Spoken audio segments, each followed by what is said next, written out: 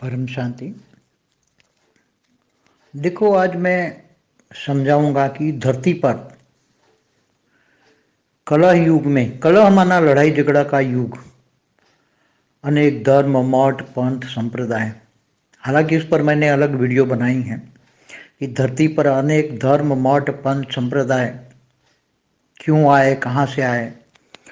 तो ऐसी तरह हर कल मतलब हर युगांतर में, 4 युग, सतयुग त्रेता द्वापर कल युग में, हर युगांतर में कि ऐसा ही कलह युग में ऐसा ही होता है, विनाश होता है, ऐसा ही हमेशा नेचुरल कैलेमिटी ऐसी तरह कलह युग में होता ही है।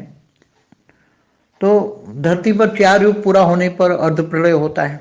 फिर ऐसे इकोतेर अर्ध प्रलय, जिसको 4 युग को युगांतर कहते हैं, सतयुग त्रेता द्वापर कलयुग को युगांतर कहते हैं। ये जब पूरा होता है तो अर्ध प्रलय होता है।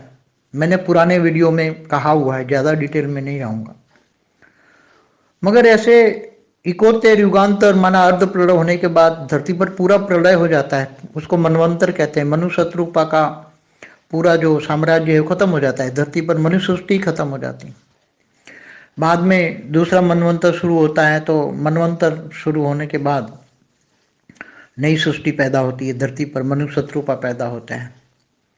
तो ब्रह्मा मनु शत्रुपा अपने अंदर से निकाल के, अपने अंदर से एक पुरुष निकाल के, और एक पुरुष में से अपनी पुरुष जिसको मनु कहते हैं, मनु अपने अंदर से ही प्रकृति निकालती है जो सत्य रूपा है।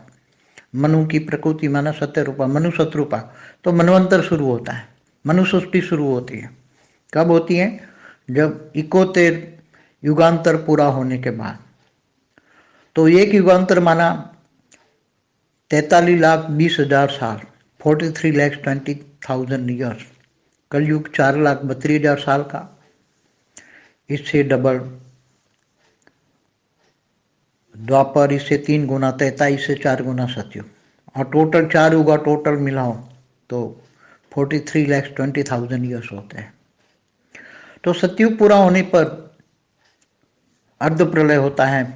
फिर तो ये सतयुग त्रेता द्वापर कलयुग, ऐसे ही युगांतर चलते रहते हैं, ऐसे युगांतर चलते ही रहते हैं। तो हर कलयुग जब आता है तब सतयुग त्रेता द्वापर कलयुग में, हर कलयुग में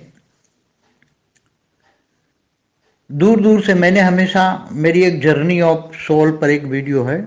आत्माएं चारों ओर घूमती फिरती रहती है। एक सोलर सिस्टम माने एक ब्रह्मांड से दूसरे ब्रह्मांड में, दूसरे सोलर सिस्टम में आत्माएं निराकारी स्टेज में घूमती रहती है। ग्रुप में, बड़े बड़े ग्रुप होते हैं, इसमें आत्माएं निराकारी घूमती रहती है। तो दूसरे सोलर सिस्टम से कई बार गैलेक्सियों से आत्मा आती है, कई बार यूनिवर्स से भी घूमती घूमती गैलेक्सियों में आत्माएं आती हैं।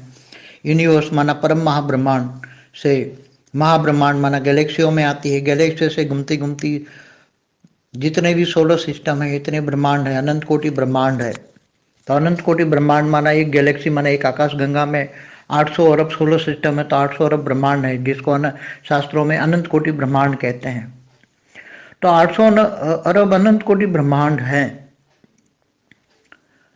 तो हर जगह पे हर ब्रह्मांड है। तो बनाया है किसी न किसी ने, जो हमने बताया है कि शास्त्रों में भी लिखा है कि जितने ब्रह्मांड है इतने ब्रह्मा विष्णु शिव शंकर है। अनंत कोटि ब्रह्मा, अनंत कोटि विष्णु, अनंत कोटि शिव शंकर है। तो हर ब्रह्मांडों में सतयुग त्रेता द्वापर कलयुग जैसा समय चलता है। हर ब्रह्मांड की आयु ब्रह्मा का 100 साल होती है। अब ब्रह्मा का एक दिन बराबर धरती पर 14 मनवंतर होते हैं, और 14 मनवंतर, एक मनवंतर में 71 युगांतर होते हैं, और एक युगांतर में 4 युग होते हैं, सतयुग त्रेता द्वापर कलयुग। तो धरती पर चारों ओर से घूमती फिरती आत्माएं आती हैं। तो अपने अपने दूर दूर से आत्माएं आती हैं, ब्रह्मा महाब्रह्मांडों से, परम महाब्रह्मांड माना यूनिवर्स से, गैलेक्सियों से, दूसरे सोलर सिस्टम से, ग्रहों से, और आके धरती पर आ जाती, मनुष्य बन जाती है। तो अपने अपने अनेक धर्म संस्कार ले आती हैं, और अपने अपने आत्मा अपने अपने संस्कारों के हिसाब से अपने अपने धर्म बनाती है। तो अनेक धर्म मठ पद संप्रदाय स्थापना हो जाती हैं। तो क्या हर कलयुग में इतने धर्म मठ पद संप्रदाय होते हैं? इस बार थोड़ा अलग है, वो आप पुरानी वीडियो देखोगे तो पता लग जाएगा, महाकाल प्रलय की मेरे वीडियोस में। तो इस बार क्या हुआ है कि दूर दूर से, बहुत दूर से जो आत्मा आई हैं, तो सतयुग त्रेता द्वापर कलयुग में तो होती हैं। कलह मना नेगेटिव संकल्पों का, लोगों की नेगेटिव संकल्पों से वायुमंडल बनता है। वायु तत्वों में लोगों की नेगेटिव या पॉजिटिव सोच पड़ी होती है, और वायु तत्वों से वो इफेक्ट होकर जल में आती है, जल से फिर धीरे धीरे वायु से पृथ्वी में भी आती है, और आकाश तत्व भी इफेक्ट होता है। पांचवें तत्व है मृत्युलोक, है अमरलोक, परम धाम को कहते हैं अमरलोक। मृत्युलोक से लोग परेशान हो जाते हैं, तो सूक्ष्म जगत की आत्माएं भी इफेक्ट होती हैं। तो जब अर्ध प्रलय होता है तो आत्माएं ऊपर उड़ के फिर वायुमंडल में थोड़ा ऊपर चली जाती हैं, भूलोक से बुभुरुलोक में आत्माएं चली जाती है। आत्माओं का विनाश नहीं होता, मगर जब मनवंतर पूरा होता है और कल प्रलय होता है, जब 14 मनवंतर पूरा होता है, ब्रह्मा का एक दिन होता है, ब्रह्मापुरी में ब्रह्मा का एक दिन होता है, तब जब 14 मनवंतर धरती पर पूरे होते हैं, तब एक कल प्रलय होता है, भूलोक बुभुरुलोक स्वरलोक, तब तीनों लोग खत्म हो जाते हैं, देवताओं की भी आयु खत्म हो जाती है। तब जो आत्माएं ऊपर चली जाती हैं, फिर धीरे धीरे वो आत्माएं तब कल प्रलय में, पहले तो ब्रह्मा द्वारा सर्जन, विष्णु द्वारा पालना और शंकर द्वारा विनाश होता रहता है। तो जब अर्ध प्रलय प्रलय में शंकर का काम होता है, शंकर अपना तीसरा नेत्र निकाल के जो विनाश करना है करा देता है, शंकर द्वारा विनाश। शंकर का काम ही है विनाश। शिव शक्ति शिवपुरी में ऊपर रहते हैं, विष्णुपुरी से ऊपर। तो ये हमेशा ही कलह युग में ऐसा ही होता है? नहीं, इस बार थोड़ा कलह युग ज़्यादा है। क्यों होता है उसका मैंने आगे वीडियो में, हर वीडियो में एक्सप्लेन कर चुका हूँ। पुरानी वीडियो देखिए मेरे, कितना बड़ा बेहद का विश्व है, कहाँ कहाँ से धरती पर आत्माएं आई हैं।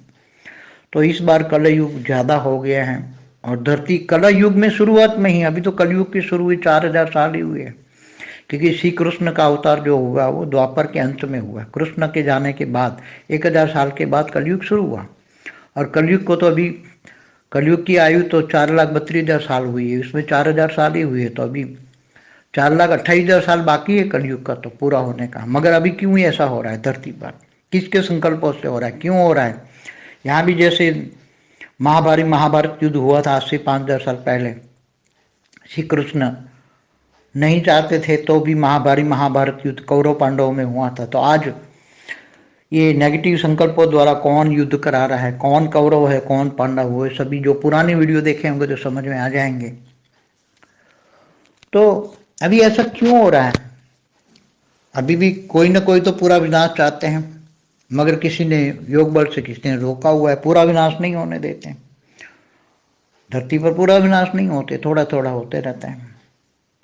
तो पूरा डिटेल में ज्ञान जुड़ने के लिए आत्माएं भी नई क्रिएशन ऊपर से, जब मनवंतर में या युगांतरों में ऊपर से जो देवी देवता ऊपर चले जाते हैं स्वर्गलोक से महालोक में, फिर आत्माएं, देवात्मा भी नीचे अपने स्वर्गलोक में आकर हर कोई देवता धरती पर अवतार लेते हैं, धीरे धीरे सेल डालते हैं अपना। अवतार माने एक सेल, माने एक पावर डालते हैं।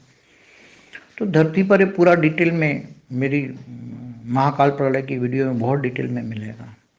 ये तो मैं बहुत शॉर्टकट बता रहा हूँ, क्योंकि अभी क्या होने वाला है, क्या होगा, ये भी आगे उसमें सब वीडियो में देखेंगे। अभी बहुत परिवर्तन होने वाला है। एक और नेगेटिव शक्तियाँ काम कर रही हैं, एक और पॉजिटिव शक्तियाँ काम कर रही हैं। कौरव विनाश के लिए काम कर रहे हैं, और पांडव परिवर्तन के, पॉजिटिवली परम शांति के वाइब्रेशन फैलाकर परम सुख देकर पूरी धरती पर मुक्ति, जीवन मुक्ति होनी है। केवल धरती पर नहीं, पूरे ब्रह्मांड में, पूरे सोलर सिस्टम, पूरी गैलेक्सी, पूरे यूनिवर्स, पूरे मल्टीवर्स में परिवर्तन होने वाला है।